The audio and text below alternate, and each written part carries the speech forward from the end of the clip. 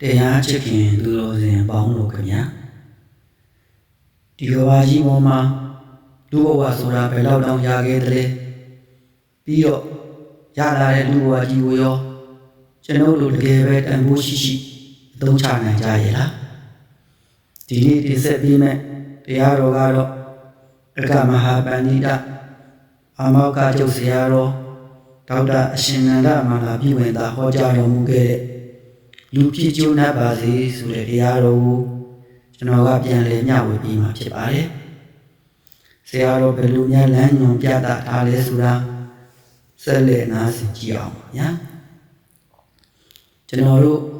လူဘဝကိုရထားကြပြီးမနုဿတဘာဝဒုံလဘောဆိုတဲ့အတိုင်းလူဘဝဆိုတာအလွန်တရာမှရခဲ့တယ်လို့ဗုဒ္ဓမြတ်စွာကဟောကြားခဲ့ပါတယ်ဒါပေမဲ့ကမ္ဘာလူကြီးတိုးလာတာနဲ့အမျှလူဘဝရခဲ့တယ်ဆိုတာဟုတ်ပါမလားလို့တချို့ကတန်တရားဝင်ရကြပါတယ်ဒီတန်တရားတွေကိုဆရာတော်ကရှင်းလင်းမိန့်ကြားပါခဲ့ပါတယ်ကမ္ဘာပေါ်မှာလူကြီးကတန်ပေါင်း6000ကျော်နောက်ပိုင်းတန်1000လောက်အထိရောက်နိုင်တယ်လို့သက်စာကြပြီးမြဲကမ္ဘာလောကကြီးမှာရှိတဲ့တတ္တဝါတွေနဲ့နှိုင်းယှဉ်ရင်လူကြီးဟာရေစက်ကလေးတစ်စက်လိုပါပဲ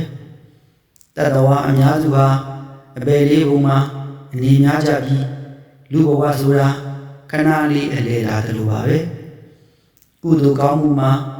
မိလျော်တဲ့ပုဂ္ဂိုလ်အတွက်အပေလေးပုံဟာမိမိအိမ်နဲ့အလားတူတယ်လို့ဆရာတော်ကဟောကြားထားပါတယ်မြတ်စွာဘုရားကလူဘဝရဖို့ခဲရင်ဘုံကိုလေးကန်ကြီးတစ်ကောင်ဥပမာနဲ့ဟောကြားခဲ့ပါတယ်ဘယ်နဲ့လက်ကြီးထဲမှာအနှစ်တရာမှတစ်ခါရေမြင့်တဲ့ပြီးမောကောင်းပြူတတ်တဲ့မျက်စိကန်းနေတဲ့လေးကန်ကြီးတစ်ကောင်နဲ့ဘယ်နဲ့လိုင်းတန်ကြောင့်မျောချင်ဟာမျောနေပြီးအပေါက်တစ်ပေါက်ပါတဲ့ထံဘူလုံးကြီးတို့တိုက်ဆိုင်စွာစုံပြီးဖို့ဘယ်လောက်ခဲရင်လဲဘယ်ရောက်သွားတဲ့တတ္တဝါတယောက်လူဘဝကိုပြန်ရဖို့ဟာအဲ့ဒီထက်တောင်ပိုပြီးခဲရင်ပါလေကိုယ်အိမ်ကြီးချင်းတိတ်ဆန်လေးတွေဖြစ်တဲ့ကြောင်ခွေးရွှေစိတ်ကိုကြည့်ရင်အစာဝရင်အိတ်မဝရင်ရှာတကောင်နဲ့တကောင်ကြိုက်ခဲတက်ဖြတ်နေကြတာကိုတွေ့ရပါမယ်သူတို့မှာလောဘဒေါသမောဟတွေလွှမ်းနေပြီးကုသိုလ်ပြုလို့စိတ်မရှိကြပါဘူးထို့အတူလူတွေလည်းကာမဂုဏ်အာယုန်တွေလောဘဒေါသမောဟတွေနဲ့သာအချိန်ကုန်မယ်ဆိုရင်တရိစ္ဆာန်နဲ့ဘာမှမထူတော့ပါဘူးဒါကြောင့်လူဘဝရတဲ့အခါလူဖြစ်ကျိုးနှံ့အောင်နေထိုင်ကြဖို့အလွန်မြင့်အရေးကြီးပါတယ်လူဘဝကိုဘယ်လိုပုံစံနဲ့ရလာတယ်လဲဆိုတာကိုမြတ်စွာဘုရားကတန်ရုပ်ပါဠိတော်မှာဟောကြားထားပါတယ်ဝိညာဉ်ကောင်းဆိုတာတိတ္တမရှိပဲအတိတ်ဘဝကစုတည်ကြတာနဲ့တပြိုင်နက်ကံကြောင့်ပฏิတရိစိတ်ပေါ်လာပြီးရုပ်နာမ်တွေအတူတကွဖြစ်ပေါ်လာပါတယ်မိခင်ဝမ်းတွင်တရေတီမှုစာပြိုးကိုဖော်ပြရမှာမိဘနှစ်ပါးရဲ့တုတ်သွေးပေါင်းဆက်ရာကနေမြေသဘောဖြစ်တဲ့ကလလရေကြီးဖြစ်ပေါ်လာပြီးအတိတ်ကံကြောင့်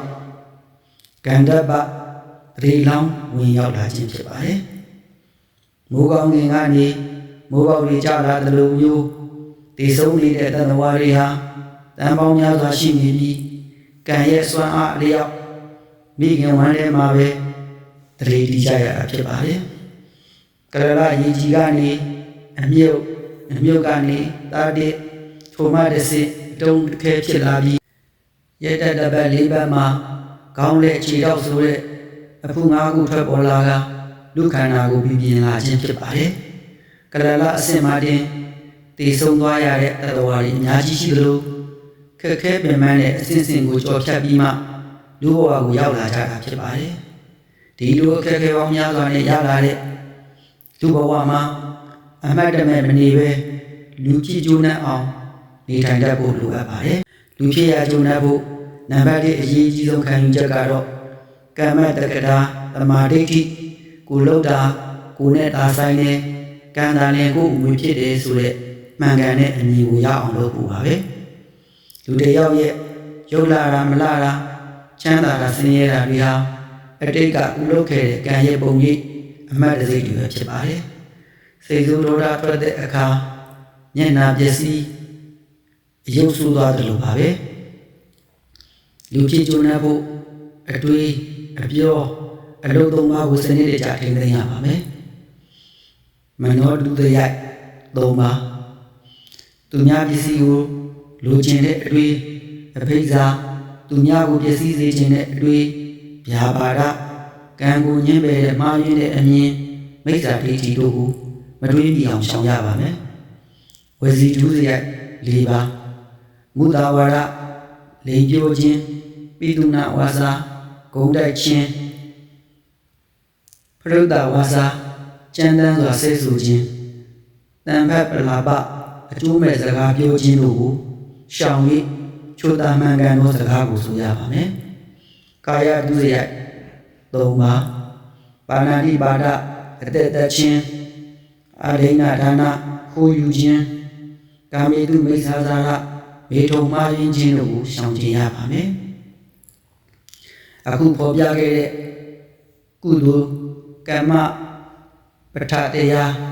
7ပါးကိုကျင့်သုံးခြင်းဟာလူဘဝရဲ့အခြေခံအုတ်မြစ်ဖြစ်ပါတယ်ဒီထက်တစ်ဆင့်တက်ပြီးမဲ့ရဖို့ဆိုရင်လူဆိုတာယုံနဲ့နံနှစ်ခုပေါင်းဆက်ထားတဲ့သဘောတရားသာဖြစ်ပြီးအမြဲမမြဲတဲ့အိဋ္ဌဆင်းရဲဒုက္ခနှိစ္စတတ်တဲ့ဒုက္ခကိုအလိုတိုင်းမဖြစ်တဲ့အနတ္တသဘောကိုသိရှိနားလည်ရပါမယ်မိမိနဲ့လုံးဝမသိကျွမ်းတဲ့နိုင်ငံသားအတိုင်းကြီးတစ်ခုမှာဘာတွေဖြစ်ပြနေပါစေတွေ့တာမှုမရှိတဲ့အတွက်တောကမဖြစ်တယ်လို့ပါပဲယုတ်တရားနဲ့တရားတို့ရဲ့သဘောမှန်ကိုသိမြင်လာတာနဲ့အမျှပစ္စည်းဥစ္စာမိသားစုအပေါ်ထားရှိတဲ့တွေ့တာမှုလောဘဒေါသမောဟတွေရောပါသွားပြီးတောကကိစ္စင်ကစိတ်နှလုံးငြိမ်းချမ်းမှုရရှိရပါတယ်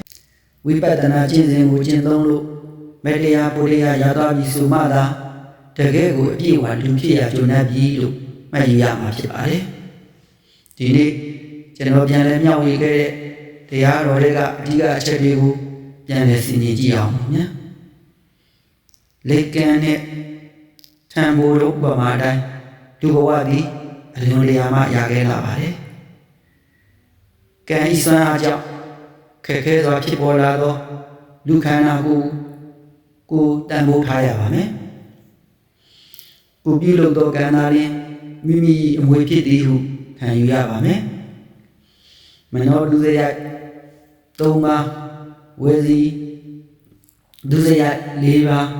ကာယဒုစရိုက်၃ပါးကိုရှောင်ခြင်းကသူစရိုက်တရားဖြစ်နေထိုင်ရပါမယ်အခြေခံအပြင်ယုံနာသဘောကိုဆင်ခြင်ကဝိပဿနာတရားဖြစ်အမြတ်ရအောင်တလန်းရပါမယ်တရားချစ်ခင်သူတော်စင်ပေါင်းတို့ခင်ဗျာအခြေခံအုပ်မြင့်မချပဲအထက်ကိုတက်ဖို့ခဲရင်တကယ်လို့ပရမအခြေခံကုသိုလ်တရားများကိုရအောင်ပြီးဆောက်ပြီးထိုမှတစ်ဆင့်ဝိပဿနာတရားများကိုကြိုးစားအားထုတ်ခြင်းဖြင့်မိမိတို့ရရှိလာတဲ့ရခဲ့လာတဲ့လူဘဝကိုတန်ဖိုးရှိရှိနဲ့လူဖြစ်ရကျိုးအမှန်တကယ်နဲ့အောင်ကျင့်ဆောင်နိုင်ကြပါစေလို့ဆရာတော်ဒေါက်တာအရှင်နန္ဒမာလာပြည်ဝင်သားရဲ့တရားတော်ကိုမျှဝေရင်း